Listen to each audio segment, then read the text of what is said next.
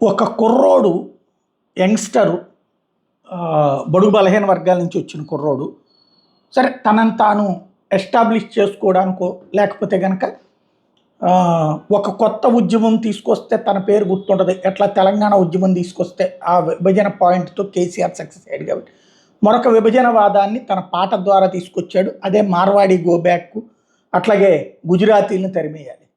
ఎవరు ఈ దేశంలో తరిమారో అలా తరిమేస్తే గుజరాత్‌లోని తెలంగాణ వాళ్ళని తరిమేస్తానంటే ఎట్లుంటది? బాగోదు కదా! కానీ వినడానికి చాలా బాగుంటది. ఈ రెచ్చగొట్టుడు అంటే ఏదో గొడవలు కావాలా, ఎలా ఒక రచ్చ చేయాలి అనేటటువంటి వాళ్ళకి, ఏదో ఒక విధంగా పాపులర్ కావాలి అనేటటువంటి వాళ్ళకి అది ఉపయోగపడుతుంది. ఆ కుర్రోడు అలా సక్సెస్ అయిపోయాడు. అందులో అధికారంలో కాంగ్రెస్ పార్టీ ఉంది కాబట్టి, గుజరాత్ అంటే కోపం ఉంది కాబట్టి, మోడీ అంటే శత్రువులాగా ఫీల్ అవుతున్నారు కాబట్టి, దాన్ని ఏ విధమైనటువంటి విభజన కాన్సెప్ట్లు తీసుకురాలి. అదే ఇంకెవరన్నా బీజేపీ వాళ్ళు అయి ఉంటే కనుక ఇంకొక కాన్సెప్ట్లో వెళ్ళి ఉండేదేమో, నడిచేది.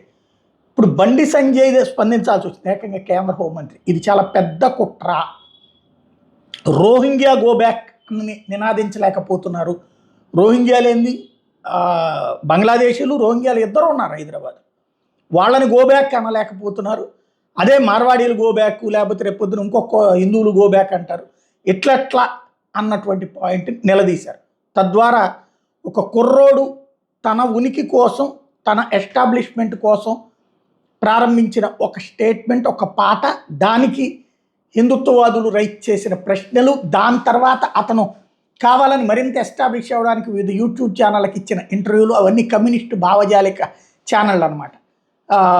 విభజన వద్దని చెప్పి విభజించేటటువంటి వాళ్ళు, వాళ్ళ దానికి అతను చేస్తున్నట్టు హైలైట్ కాస్త ఇప్పుడు రాజకీయ మలుపులు తిప్పేటటువంటి ప్రయత్నం ప్రారంభమైంది. ఎక్కడ దాకా వెళ్తుందో చూడాలి.